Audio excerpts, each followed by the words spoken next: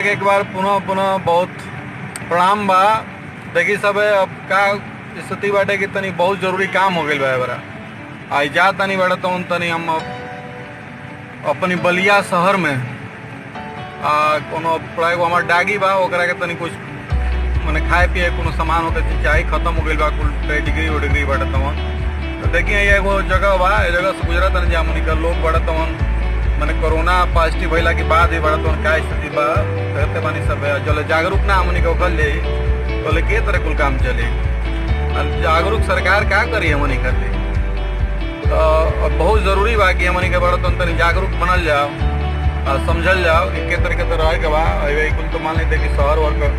खत्म हो गए देहात भी कुल सीन बा देखिए देहात में लोग बड़ा तो जाता ना कोनो बस्ती में बा कोनो दिक्कत नहीं के लागत। तब आशा बा कि रोज सब तो बहुत ठीक हो कब सब है आई हमारी खाटी भोजपुरिया चैनल में रोज सब का स्वागत बा। देखी हम तो आई कुल गमछा उमछा लगा ले बनी खादी का जान तनी खादी कहाँ लोग बनी एकरी खादी की भाई स्वदेशी है यही से एकरा के लगोले बनी हम कि स्वदेशी बटे स्वदेशी के अपनावे के बटे। सीट बेल्ट भी जरूरी बा कार में लगावल न तो बहुत से बहुत कुल एक्सीडेंट होला। देखी सब सीट बेल्ट भी बटे तो हम लगोले बनी यही सीट बेल्ट बाय लोकल फिर उस वक्त देखिए खींच के रखा होता नहीं हम बिना के लगोले ना चले के चाहिए। जानता नहीं हम तो लॉकडाउन में कभी निकलबे ना कहीं नहीं है बड़ा पहला बार निकल बानी ऐसे ही कुल हमारी पास तो एक्वेरियम बा मछली उछली पल्ले बन जाए एक्वेरियम में उन्हें के दाना होना चाहिए। वो हमारी पास कुत्ता बा जर्मन से फट तो वहू के बड़ा तो पेडिग्री खत्म हो गई तो ले बड़ा मुश्किल में। लॉकडाउन फैला के बाद 10 को पॉजिटिव 9 को 10 पॉजिटिव ना 10 पॉजिटिव जो है कि मरीज मिले हैं हम मिलल वालों बाटे तो हमने किया तो वो बाटे तो स्थिति बाटे कि आदमी सतर्क नहीं थे। अब देखिए रोड का कहानी देखिए सब बाइक को बाटे तो दो आदमी लदा के जाते थे जगह जगह बाटे तो मैंने आदमी वही तरह आवत जाते थे। सोशल डिस्टेंसिंग पर मतलब नहीं के बस दिखाओ तो नहीं देखिए सब लोग देखिए कितना भीड़ बा ये को देखिए सोशल डिस्टेंसिंग को मतलब है नहीं कहने को रही नमाज बा न कुछ बा आदमी एकदम यही तरह घूमत हटे। अब बताई सब अगर हमनी खुद सतर्क ना रह जाई तो बड़े तो आदमी की कोरोना जाए वाला नहीं खे एक के सतर्क रहे के बाद। अब देख सकेला सब आप सब के मैंने आदमी के तरह चलता ना हमारा तो भाई दोपहरिया भइल बटे मैंने दोपहर का समय बटे मैंने पछुआ चलता एक तरह से तौना पर आवत बटे देखिए औरत पास में हो के जाता लोग तब देखिए सब देख रहा कि मैसेज समझे के चाहिए कि हमनी के तरह रहे के बाद सोशल डिस्टेंसिंग सबसे जरूरी बटे कि माने हमन के दूर दूर रह जाए एगो शरीर से दूसरे शरीर का दूरी रहे तो हमेशा दूर बनल 6 फीट के आसपास बनल रहे बड़ा और ना बनल रही तो फिर हमन के यही तरह चले के बाद यही तरह रहे के पड़ी। हम दुनिया भर के आदमी मरीज देखी सब है चट्टी चौराहा के जबकि दोपहर बटे जो कल जला काफी दोपहर बा। अब देखिए वहाँ सब बटे तो मैंने कोनो मैंने कहीं बात देखी आई कहीं फुल्की बात कहीं कुछ बात देखिए बाइक वाला लोग दूसरा चाहते ना संग वाला लोग। अब ये बहुत दुर्व्यवस्था बा एकरा के अगर हमनी के ना समझ ले तो कुछ ना होके वाला बटे कोई मैंने केहू भी केहू का कह सकेला केतनो केहू कुछ कही कि हमनी के ही जानते जाए कि नहीं बड़ सरकार हमनी के हई कर दे सरकार हमनी के हऊ कर दे तो जो ले हमनी के जागरूकता खुद का ना आई तो ले कुछ ना हो सकेला। तो हमनी के खुद ही जागरूक बने के पड़ी और समझे के पड़ी बड़ा तो तनी जानता नहीं हम तो ये सोच रही है ना कि अब क्या करेगा लॉकडाउन में आदमी बैठे बात तनी सर थोड़ा जमीन वमीन बाटे तो कुछ पौधा वौधा उगोले बने सब दिखाई देखिए ऑर्गेनिक फार्मिंग करी ला हम बड़े तो ऑर्गेनिक फार्मिंग के चक्कर में वही से सब्जी उगाई ला थोड़ा सा खाइल पियल जाला हमनी का बार सोचते कि तनी करैली लेवा के बटे तनी एगो तरोई जो बरसाती होली से वहू के लेवा के बटे वही के छा तनी दवाई और ओकरा के बीज उज ले लगाई तो फिर वह के मिला तनी ओकरा के समझाता नहीं हम बटे तो देखी कितना भीड़ बात देख लें सब है ये एगो चट्टी है चट्टी पर इतना बड़ा भीड़ बाटे। देखिए एक जना बड़ा जिलेबी आई गोजतना है बाटे जिलेबी गोजी उसकी खाई आई खा के ऐसे खुश हो जाइए देखिए सब कहीं कुछ पता नहीं है सब लोग बड़ा तो पर बना सब जगह बैठल बा लोग वही तरह जगह जगह देखिए सब है चारों तरफ केहू कहीं बैठल बा केहू कहीं बैठल बाटे बीच के दुकान भी है आगे तक रुकी वहाँ बड़ा आगे वो दुकान के पास में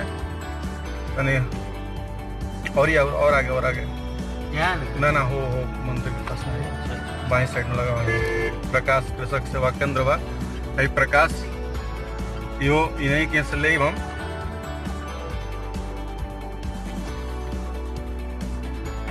देखें सब कान बड़ा तो होने को हमारे शिष्य हुआ उन्हीं का या सुरेश जी का आ सोशल डिस्टेंसिंग का पालन देखी सब यहाँ कल जाता है तरह और अच्छा व्यवस्था बनौले वालों कि यहाँ से खड़ा होकर हमने के लेवे के बटे रोज सब लौकत हो जाई देखी हूँ करेगी ना भाई वही बड़ा तो देता ना तरोई उरई के बीज ले जाता नहीं लगावल जाई एक ऑर्गेनिक तरीके से करे के बटे आगे जीवन बड़ा तो ऑर्गेनिक तरीके से चली देखिए बाटे व्यवस्था ही वहाँ का कुल चट्टी चौराहा का 10 गो कोरोना पॉजिटिव मिलल बा ओकरी बाद भी हमने के सतर्क नहीं जा। अब चल दिन तरह सब के बलिया शहर का नज़ारा दिखाई पड़ता हूँ तब तक लेकर अब वहीं तो ये वो चट्टी पर का व्यवस्था बा। देखिए सब भाई हनुमानगंज बाजार है वहाँ देखिए रस बाटे थोड़ा सा लोग बढ़ता ना हो जाता ना। अब चूंकि मजबूरी भी बा लोगन को कि बाहर निकले के बा हमने के जानता नहीं सब गमछा तला के चलते नहीं जा लेकिन हमारा डिसाइड अब कहीं नहीं है जा कि हमनों का एगो मास्क अब लियाई कहाँ से कि जब यही तरह जिंदगी काटे के बटे अब जाबी लगावे के पड़ी सबके मुँह में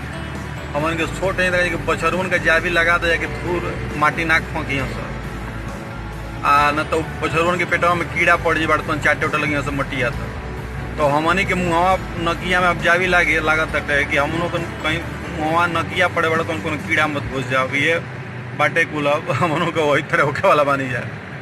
आ ना सतर्क रही तो और ही ओखल जी बटता हूँ तो सतर्क रहे के बाद दूरी मेंटेन करे के बाटे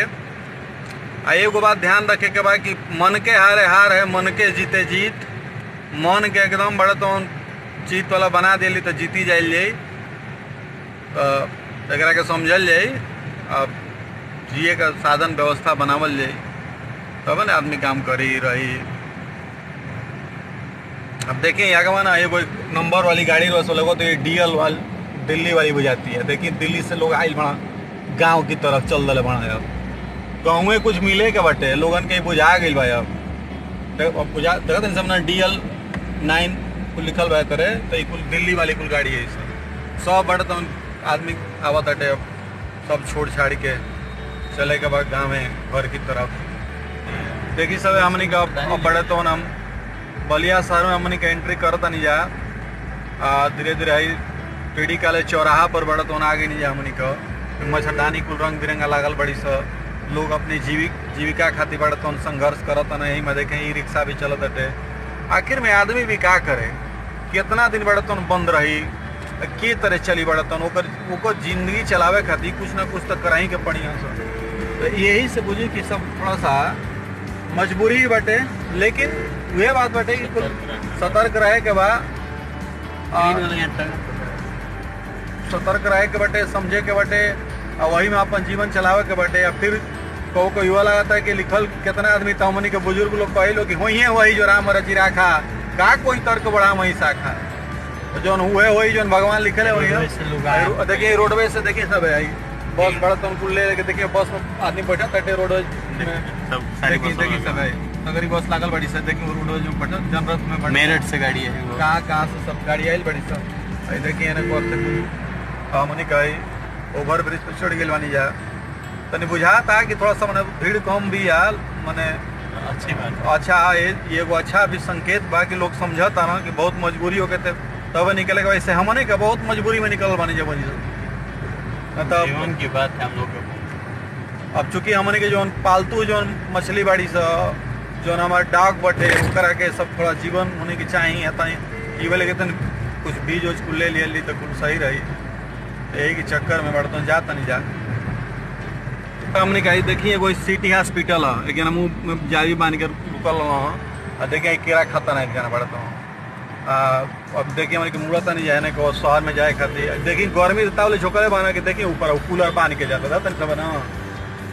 ये 2-3 दिन में ना यहू का बाजार गर्म दिया कूलर वूलर का बढ़ता हूँ। अब देखिए लोग बढ़ता हूँ तो वो तनी भीड़ कम जाती है एगो तो भीड़ धूपो से कम बा दूसर का डर तो तनी समाई गई बा सबके कितनों जाना केतनो के साहसी बा तो सोचा था कि अरे दादा कोरोना बाकी धरे बलिया मत। वाले शेरे बन रहा ले है तो वो बड़ा भीड़ कम थोड़ी है हाई जने कहा था कि बाकी बलिया वाला शेरे बनता रहा। अरे तो यहाँ शेरे चित्तू पांडे सब शेरे न कुल लाल वालो देखिए आई कुल मैंने को देखिए बतिया वाला था जाबी भी कुल बेचाती है यहाँ हरियर हरियर कुल हमन के आदमी वाला जाबी वो सब लौका तटे दुकान पर कुल बर्तन दवा वाली दुकान है सब देखी सब है कुछ बंदो बाड़ी सब मेन रोड से के जाता नहीं जा और हमनों का देखल जी कहाँ तो निमन जाबी मिली देखो जाबी खरीदाई हमनों का जाबी पहने ली ना जाबी पहने के बटे यानी आदत डाले को पड़ी ना तो हमने को नोटा वोटा जाके अभी अब तो जाबिये से आदमी काम चलाई ना बिना जाबी के कैसे काम तो सामने देखिए भीड़ देखिए देखिए सब भीड़ पड़त अब बताएं यार लाइक कोरोना देखिए देखिए बांस है देखिए तनी गेड़ो वाले बाल वही लोहा का पाइप कोई व्यवस्था कैले बालो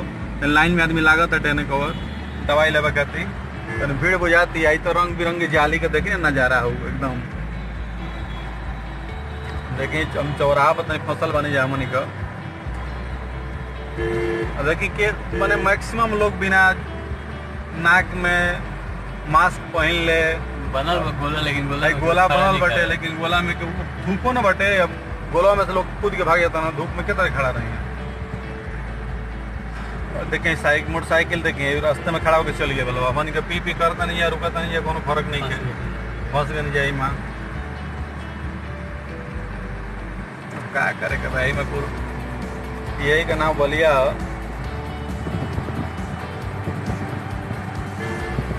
लौंग लत्ता बनाओ तो हम विजय वाला बड़ा मजा आवे ठीक है लौंग लत्ता बंद हो गई बाहू का पड़ता हूँ बोली वह ना बात लड़का कुछ तरसा ना सके लौंग लत्ता मिले कहीं बताएं समोसा मिले समोसों नहीं के मिले के पड़ता हूँ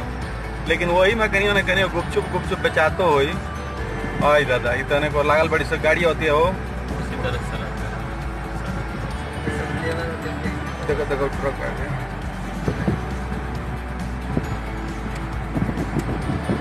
निकल के तब उधर फिर घूम करके जाना देखिए सब आई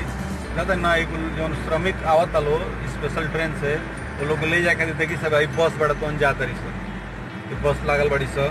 वही में कहीं घुसे को पड़ी जब बदल लो अदर से देखिए सब आई देखिए सब आई हमार बहुत मित्र करीबी मित्र अगर हरी जी हैं तो यहाँ के का कहता नहीं बढ़ता हूँ एथी के लेके देखी दुकान में बानी यहाँ का तनी अब मास्क तनी के गिरौले रहनी हो एक खातिर तनी हवा पानी लेवे खातिर जबिया पड़े हवा पानी ना जात रहा लेकिन फिर भी यहाँ का परेशानी तो तनी बताई का कहता नहीं कि 40 दिन यहाँ का आराम कर नहीं तो का भइल बटे तनी बताई 40 दिन के अंदर हम लोग एकदम शरीर से अपने टूट चुके हैं मेहनत करने वाला आदमी का थकान इतना हो जा रहा है 2 मिनट में कि काम चल नहीं रहा है आलसी आदमी हो गया 40 दिन के अंदर देखी सब कोरोना आलसियों बना दिले लोगन के बटे तो 40 दिन बेड रेस्ट में आलसी हो गया खाली खा चलो सुधा तल आदमी आई देखी एक जना बड़ा तो भाई क्या तरह का कहता नहीं कि शर्ट छोट होता है अब पेट रखा होता अरे भाई ये पैंट मेरा सबसे ज्यादा लूज पैंट था अब ऐसा हो गया है घर के काम करने से कि ये टाइट हो गया है और जो टाइट पैंट होते तो अट ही नहीं रहा वो फिट ही नहीं हो रहा तो ये तो हाल बा अब देखिए दुकान खुलल बड़ी सा लेकिन बड़ा तो अब किताब कापी के लेवे वाला बटे अब यहाँ का सब परेशानी बा सबको सब दिक्कत बा यही तरह लेकिन अब जिंदगी यही में चलावे के बटे सब यही में काम करे के बटे